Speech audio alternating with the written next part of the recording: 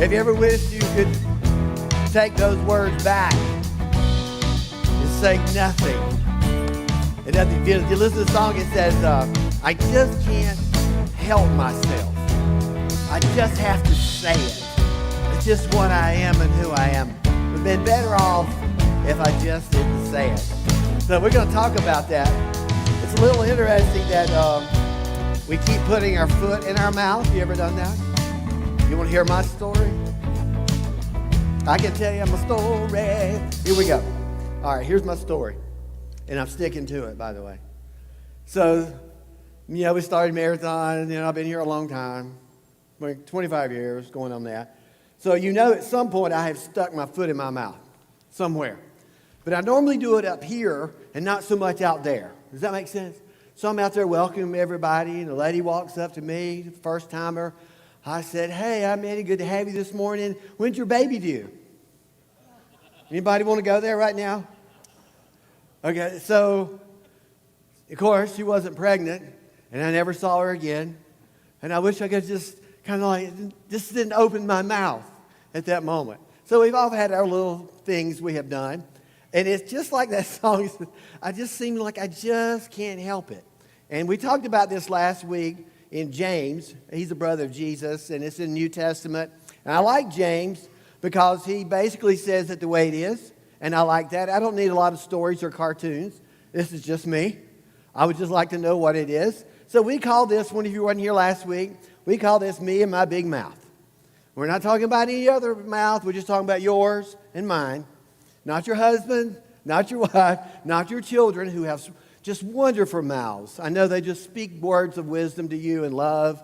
And my child worships me every day when I come downstairs. It's just amazing. And so we have these things we call words, and we usually stick our foot in our mouth at some point. Here's what we need. We need this. We need a pause button. It needs to be on your cheek. And James told us about this pause button last week. He told us, he said, you guys, you need to be quick to listen and slow to speak. Because that will help you with this pause button. I wish I could have seen that lady walking in and went and stopped. But I didn't. And then here's the other. This button here will save all the marriages in the world. A rewind. Oh, honey, I didn't really mean to say that, but you said it. See, here's the problem with words. They don't come back. You can't take them back. They're out for the whole world. And they're out there. You said it, and somebody got it, by the way. Somebody got your words. It's the most powerful thing you can do. You can curse, you can bless out of the same mouth. And words are the most powerful thing that you can do to somebody's life. And we talked about this last week, quick to listen, slow to speak. Now, this isn't think before you speak. Does everybody understand that? Because you might have heard that. This is not what he's saying. Because I could be talking right now, and then you want to think about what you're going to be saying, and that means you're not really listening. He's asking you to listen to what is being said. And it may save you a lot of trouble and a lot of words if you can understand where the other person's coming from.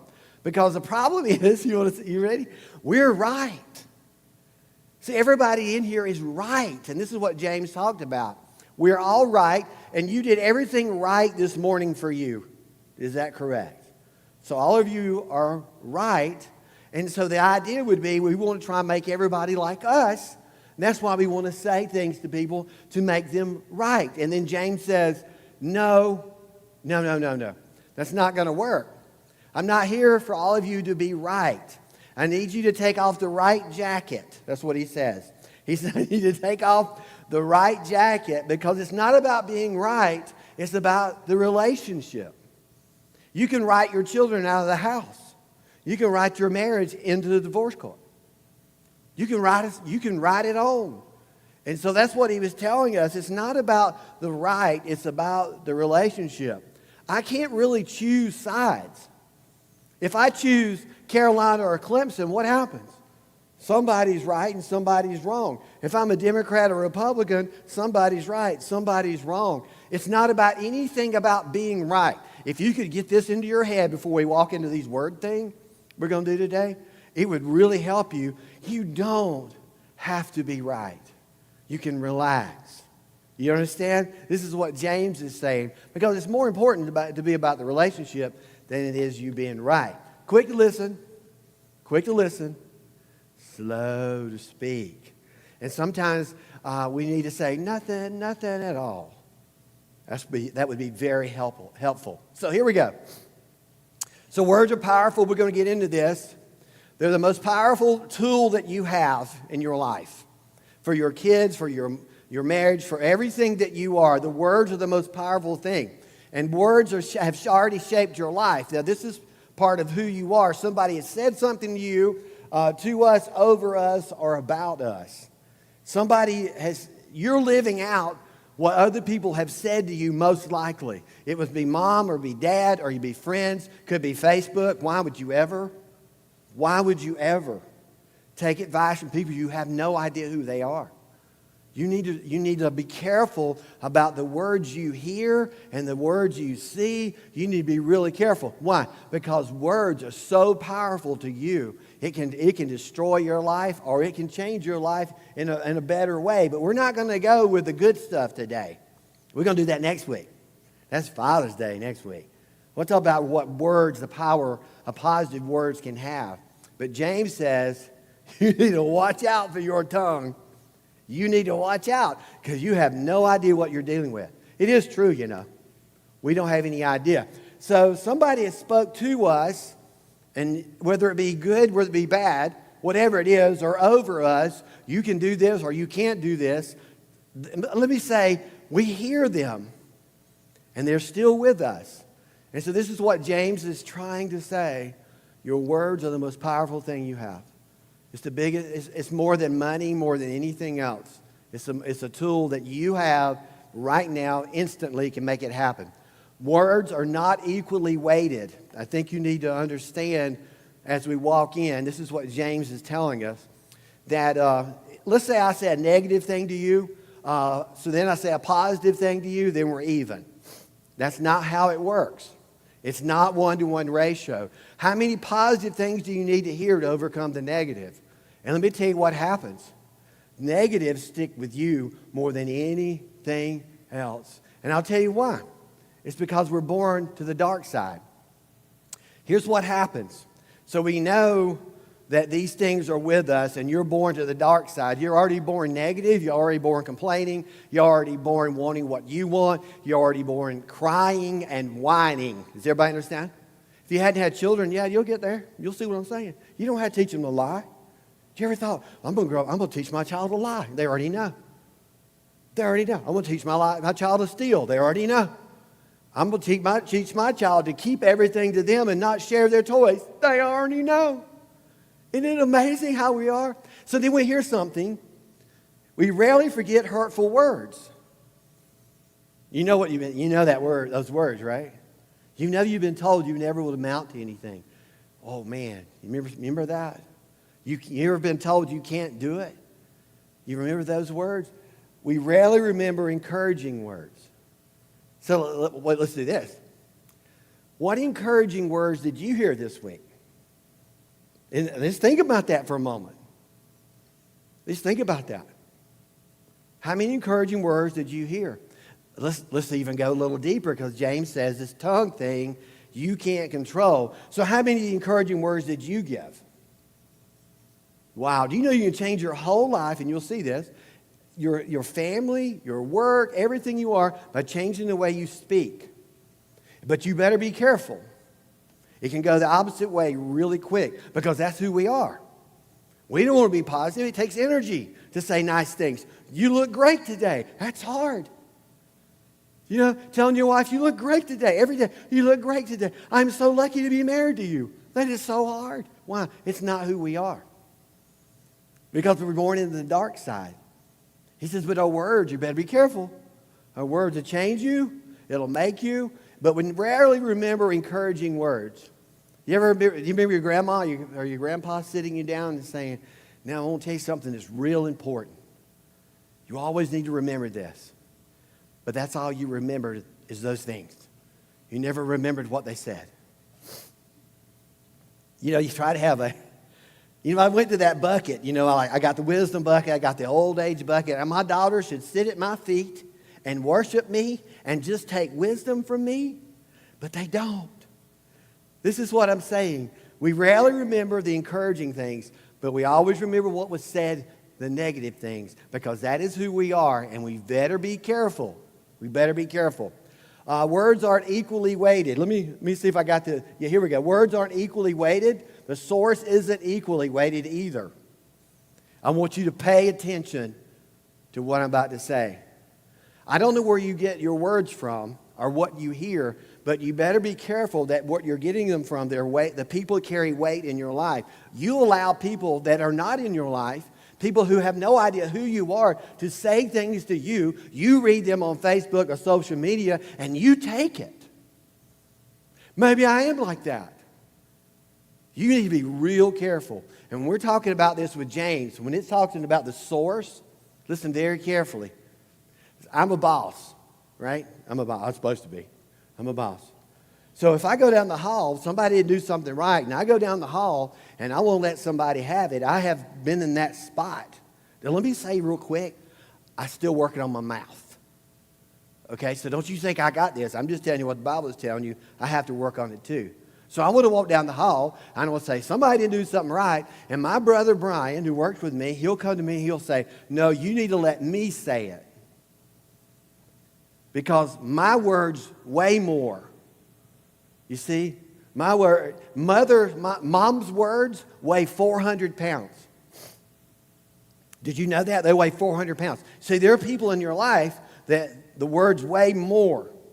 Do you know what weighs the most? Listen very carefully.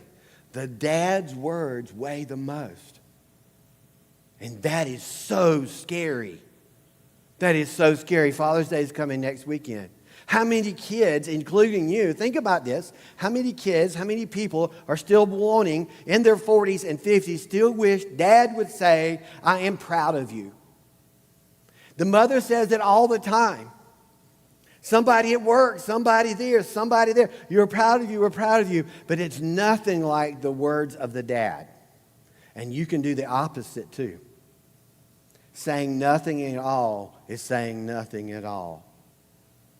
You see, you have to be very careful. So the source is different. It weighs more from different people, and you need to be very careful. So the source, you think about this. I'll tell you this real quick. They did Hallmark Cards did this. They went into a prison, a women's prison, on Mother's Day. On Mother's Day, they brought a bunch of cards in, and all the lady prisoners showed up, and they signed all these cards to Mother and got them all out and everything. So they went back on Father's Day to do the same thing, and nobody showed up. Our words weigh a lot. And so I'm telling you, you need to be careful. And here's what I'm saying. Some of you, everything that you're hearing, you take in, especially if it's negative. We're already there, and you assume it into your soul, you assume it into your life, and it makes you miserable. Some of you have already given up Facebook because of it, and you'll have to. I don't read everything anymore. I don't read emails anymore. I had to stop doing that. I stopped reading emails, let the staff do it. You'll get 10 emails that say, attaboy, and then you get one, oh no, and that's the old no, right? You forget about the 10. And that's what happens to us. Why? Because words have power. And James says you need to be careful of what's happening and what's going on. And the recovery time isn't equally weighted either. So I should say to you, let me show you this. I said I was sorry, right? This is what happens. So you just blasted your wife because you wanted to be right. And then you realize you shouldn't have done that. And you're like, I don't know how that came out of my mouth. I'll tell you in a minute how it came out. And you just blasted your wife. and then you walk in, I'm sorry. And you think everything's back to level. Oh, no. Oh, you have no idea what you have done. The recovery time, it could be weeks or months. Do you know that that's the way it works, though? Just because I say something bad, then I say something good, we should be back to level. No, the recovery time's not the same. It doesn't work that way because you've been damaged because words have power. You wasn't stabbed or shot, but you were close. Emotionally, you were. And you can ask the women. They do. Oh, you just ask. You just ask. He said, why are we back to where we were before I said what I said? Why can't we just say, guys, don't you love this part? You could just let your wife have it and then just say, I'm sorry. And everybody's like, okay, everybody's about good. Don't you wish it worked that way? But it does not. This is like this. If I slam somebody's hand in my car door and they mangle their fingers and then they open the door and pull it out and all I do, I say, sorry. Huh? So sorry. So sorry. Are you right-handed or left? So sorry. Here's what, I still got to go to the hospital. This is the same way with words. I think, to be honest with you, I think it'd be better to slam my hand than to be damaged by words. I really do. I can deal with that part. But getting leveled by somebody and taking those words in, how long does it take to get over it? The recovery time. It's not instant. For some of you, you're still not over it. For some of you, you've heard things in your life and you're still not over it. And you're still wishing Dad would say, I'm proud of you. And you live like that. If you're not careful, you raise your children like that. Got to be careful. Words are the single most powerful tool you have. If I said this to you, all of you are going to have a wonderful life and you're going to make it, it's unbelievable. You don't believe me. You really don't. If I say something negative, which I'm not going to do, because you'll take that. Do you understand? You will take it, so I'm not going to say it. But you won't. It's the most powerful thing. You want to change your home. You want to change your children. You want to change work. Change your words. You have no idea the power in these words. And I'll tell you why in just a moment. You can destroy people with your words and not even be in the same room. This happens on social media all the time. Why do you read that? And you go, I didn't get a like button. They must not like me. Stop. Stop. Really stop. There's so much negativity out there. So much of this and whang. We're blowing each other up with word bombs. We're blowing each other up. And it's destroying our lives. It's destroying our kids. You have to be careful what you see, what you hear, what you read. And you need to be the one to watch your own mouth. And good luck with that, by the way. That's what James would say. Oh, good luck. We'll talk about it. So you can destroy the person. You don't have to be in the room. And this happens. This is terrible because this happens to kids all the time. They die because of these things. They commit suicide over people they don't even know because somebody says something about them or says something to them. This happens all over. Divorces happen because of this stuff. You got to be careful what you're saying. So here we go. James is going to let us know real quick what's happening. Y'all like this? Because he does know what's going on. We all stumble in many ways. Is that okay? Is that yes? We all have a little problem with our mouth. Everybody got that? And then but he makes a little play here on the words that maybe there was someone out there who does not have a problem. I do really want to meet you after this. And you want you to tell me the secret of how this works. And so anyone who's never at fault in what they say is perfect. So if you never say anything bad or negative or hurt, you are absolutely perfect. And here's what he says in the Greek, is it fully informed. You're fully informed and completely skilled. Completely skilled in handling your tongue, and you never speak things you should not speak. And you would be called perfect. But we don't have one of them. Hadn't met one of them. And you'll see why. Able to keep their whole body in check. Now this is interesting because he's saying your mouth runs the whole thing. When your child backtalks you, you just don't put the mouth in timeout, right? You put the whole child in there. Is that correct? When your teenager disrespects you, you don't just put the teenager's mouth and ground them. You do the whole thing. The same way you don't divorce the mouth, you divorce the person. He's saying if you can learn to keep your mouth in check, it will rule you. And the way you live and your body. Everything is controlled by this little thing called the tongue. And then he makes these references. He said, I have to give you some examples because I don't think you're getting it. That's what he would say. So we'll look at this. When we put bits in the mouths of horses, we make them obey us. We can turn the whole animal. James 3:3. So he's starting to give you some kind of idea of what he's talking about. So this bit goes into a horse's mouth.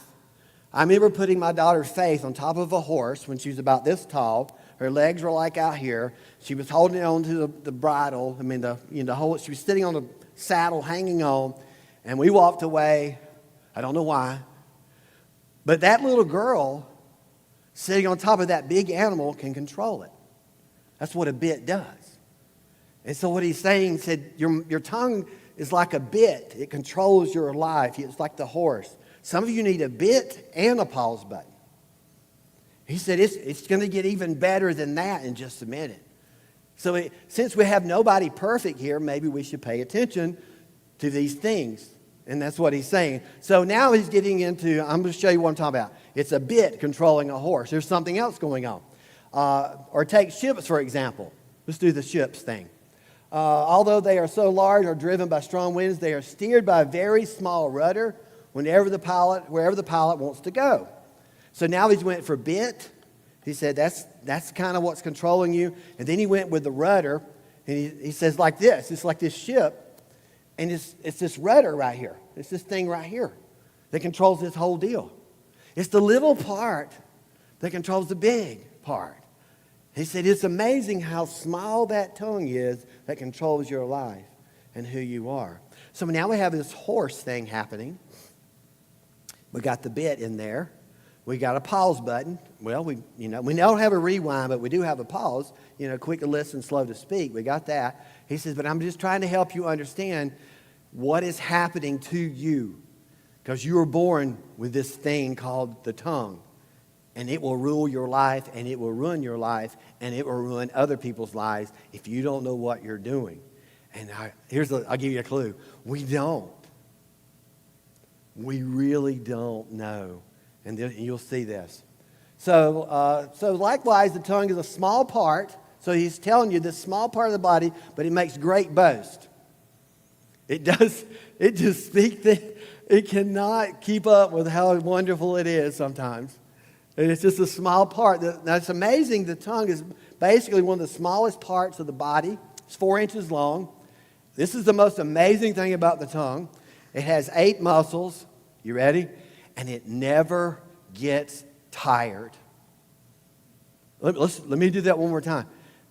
The tongue never gets tired. You get tired. Other muscles get tired. I've been working too hard. I need to lay down. Your tongue is ready. It is on go all the time. You even talk in your sleep. You ever thought about that? It just goes in your sleep. Oh, it just goes off. And you can't even control it. James is like, what are we doing here? And the question again was, why do we even have one of these? It's so hard to control this thing, and it's just a small part of who we are, but yet it rules our entire life and entire body. It rules our soul because of the words we hear and take into our life and the words we spit out. It can destroy families. It can destroy children. We've got children still wanting daddy to say, you're going to be something when you grow up. God, it is so amazing to me how powerful these words are. So consider what a great forest is set on fire by a small spark. So that's kind of what we went from the horse's mouth. That's pretty cool, in the horse's mouth. We went with the horse's mouth, and we were working our way from a rudder. And now he said, if you're not catching on, let me show you what else can happen. He said, it doesn't take but a small spark. I want to show you something. It doesn't take but a small spark. I could actually burn a lot of things down with that. I could burn down the building with that. Did you know that? That's what he's saying. He said, I don't think you understand what's in your mouth. He said, I don't think you understand all that's there. He said, this is what I'm talking about. Now, in their day, they didn't have forests. They were like brush fires and stuff that happened. So they kind of had to imagine, James is taking it from a little bit. I know the horse and then the rudder. He said, but this is a major, major problem. And then some of you like to light fires off other fires. We have a jump in there. Isn't that cool how we do that? Well, somebody lights something up on Facebook, then we'll just jump in our own fire. We'll just start our own fires. And that's what happens. And James says, this is the way you live. I don't think you understand. How many fires do we have going now? Well, that's 2 big ones. Have you ever jumped in on a fire? You ever weighed in and put your 2 cents in? Oh my, that's so good. Just put your 2 cents in. So I'm wondering, how many fires would it take? How many sparks does it take to start a forest fire? Do you know that some of them are still burning? Do you know that we have scorched our marriages with our words? We have scorched our children with our words, and they are still burning. People are not over the words. You just wish we could just, like, I said I was sorry. Don't you wish? Don't you wish? Now, another thing that's going to happen, won't be long and you get to smell all of that. That's what James said. There's just really no way to get away from any of this. He said, you need a bit, you have a rudder, and now you just set everything on fire. And somebody's life is still burning. We burned down marriages, we burned down jobs, we burned down so many things with this mouth. And we're still burning because we don't know what we're doing with it. We should just stop speaking. We really should. My wife the other day, this is funny. I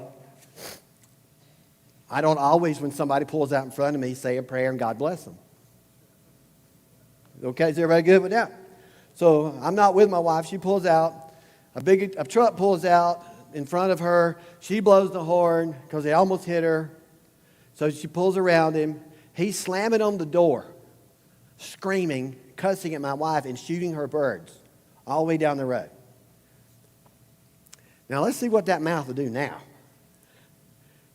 I said, honey, okay, go ahead and tell me what you did. I was thinking she probably flipped him off, pastor's wife, And she said, I just gave him a thumbs down when I went by. Thank you, Facebook. I do not like. What would you do? What have you done? The tongue, amazing. The tongue is also a fire world of evil among the parts of the body. It is so bad what's in your mouth that you have no idea how to control. And I'll tell you in a minute, a little bit. I'll do a little bit. It corrupts the whole body, sets the whole course of one's life on fire. We are born with the pilot light on. It is on. Your tongue is on all the time. All the time. You want to listen? I hear people tell me, I just tell it like it is. Stop it. You're destroying people. Well, that's just the way I am. Well, don't be the way you are. We're born. That's the way we're born. Don't be like that. Be like Jesus. For heaven's sake, what are we? That's what I'm telling you. You can't just say, I'm just going to tell it the way it is. No, please don't. It destroys lives. How many lives have we destroyed with our words already? How many fires have we started we can't put out? Do y'all smell it yet?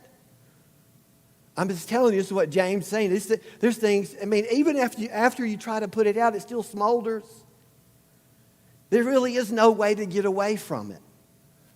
This is what James is telling us. There's no way that you really can get away from the damage that we do. We just have to stop it. We just have to stop it. I'm at the YMCA in Rock Hill years ago for a marathon, a long time ago. And I had all these kids that would always come in every day and they'd want to sit with me. And the reason they want to sit with me is because they didn't have a dad. They're either divorced, out of town, something happened, that kind of thing. And they'd always look at me like, you're my dad today, that kind of thing. Now, and then I would say things to them that were positive things. I did. You're going to be something. I can't believe the way you kick a ball. I did all that all the time. But you know what they really wanted? They wanted Dad to say those things because the words mean so much to people and to kids for sure, and they mean so much to you. You need somebody to tell you, you look good today. Can you look at each other and say, y'all ready? You look marvelous. Say it. Does that not feel a little better? Everybody smiled. Is that the first compliment you got all week? It could be. You got to be careful. James said you got to be careful. So we know that we're born with a pilot light, and in itself is set on fire by hell. So this thing you got in your mouth is set on fire by hell, but he's not talking about the flames. Go back to the Greek. Here we go. I'll help you out. He's talking about the source of it. The source of evil is the devil himself. You say what you say because he's a part of it. Have you ever said something I can't believe I said that? Right there. Right there. Happens all the time. I can't believe I talk like that. Have you ever surprised yourself? You ever surprised yourself? Like, how did that happen? And this is what James is saying. He's saying it's not just set on fire by hell. It's set on fire by the devil himself. He's the one that created that evil thought with you. And that's why you have these thoughts. That's why you say these words. That's why these words hurt so bad and mean so much to you and the weight of them. If you start a fire by accident, you're still responsible for the fire you started. I don't know if you started a fire with your children or whoever you started a fire with. I think you could try to go put it out. But understand one thing, it's going to smolder. There really isn't a way to put it out. The only way to fix it is don't start it. Does everybody hear what I'm saying? I know you'd like to heard those words years ago, would you not? But the only way to stop a fire is don't start one. And you have to watch your mouth. And it's hard to watch. So watch this. Let me show you what he did. He said animals, all kinds of animals, birds, reptiles, and sea creatures are being tamed and have been tamed by mankind. It seems that we can tame things, the animal kingdom and the animal world. We kind of got them under control. But he said there's something you do not have under control, but no human can tame the tongue. You can't tame it. You don't ever have charge of it. It's just lit and waiting to burn. It is a restless evil full of deadly poison. It's just waiting to burn. So let me help you what I can help you with this. There is no once and for all solution. I need you to know that today you will not walk out singing sweet songs and saying rainbows and sunshine and wonderful flowers, how beautiful you are. Imagine if we could only say good things on the way out. Would that be something to do? You can't say anything negative the rest of the day. What would happen to you? You would not speak. Some of you would be like, oh. That's because we are so prone and so geared to the dark side, that's all we do. So imagine changing who you are, changing the speech. There's no once and for all solution for this because you're going to think about it today, but tomorrow's a new day. Tomorrow you got to go to work. Tomorrow you got to see people. That's what's going to happen. So let me give you something to help, just a little bit. Remember, you're a powerful person. If you carry the weight in your family, moms, dads, I don't know, at work, bosses, whatever, you are a powerful person with your words. Kidding for you will damage them. You have to be careful how you kid, what you say, because words will lock in on them. It's locked in on you, and it's burning now. There's a fire going that you wish you could put out. The only way to stop it is don't start it. Surrender, give your tongue to God. When you do that, every morning, and at lunch, at 3 o'clock, and at 6 p.m., and at 8 o'clock when you see all your kids. You need to be giving it to them all day because you're going to wear somebody out with it. You're going to have a bad day and explode.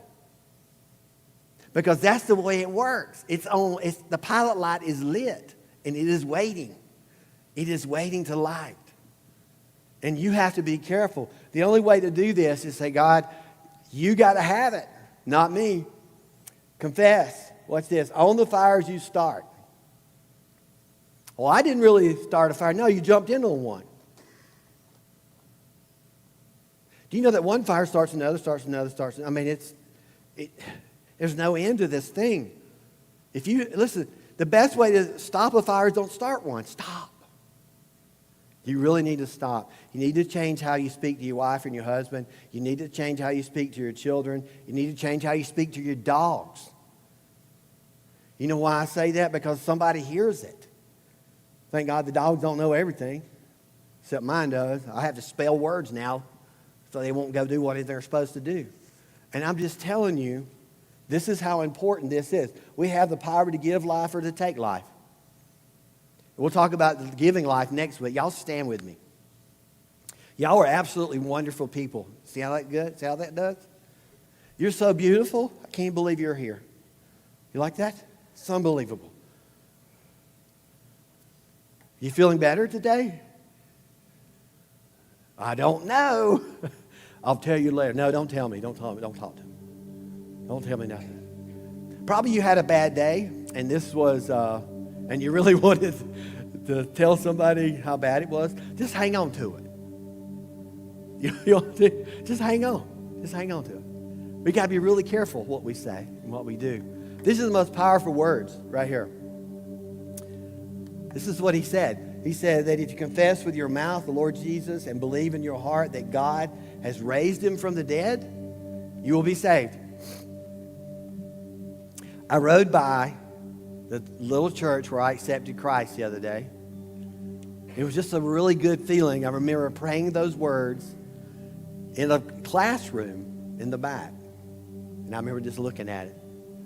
So, you know, this is what changes. If I said to you, you need to be able to get control of your tongue, you're going to need him. You know what I'm saying? You're going to need help to get control of that one. So I thought we'd try it. So if you bow your head, if you're watching online, you can do this. You can do this while you're driving and listening. You can do it this way. So I'm going to say a prayer for everybody listening and watching. If you would like to accept Jesus Christ in your life, we're going to do exactly what this verse tells us. Pray this prayer with me. Jesus, I ask that you come into my life and change me. Make me a new person. I pray, Father, that you will forgive me of my sin. Forgive me for not following you sooner. I confess that you are Lord and Savior of my life. I accept you as my Savior. Thank you for hearing my prayer and changing my life forever. In Jesus' name I pray. Amen. Thank you, Eddie. Hey, y'all, he spoke right into my life today. Threw some tools right in my toolbox for me to use this week. I hope you feel the same. And listen, hey, if you just gave your life to Jesus, or if you want to know more about what it means to follow Jesus, would you come see us at the Connection Center right through these doors? We'd love to pray with you. Maybe you need some advice, some help on what your next step is as you're following Jesus. We can help you with that as well. And again, if you're new here today, if you're our guest today, come and say hi at the New Here area. We'd love to meet you. Thank you so much for being here. Thank you to those that are watching online. And we will see you next Sunday for part 3 of Me and My Big Mouth.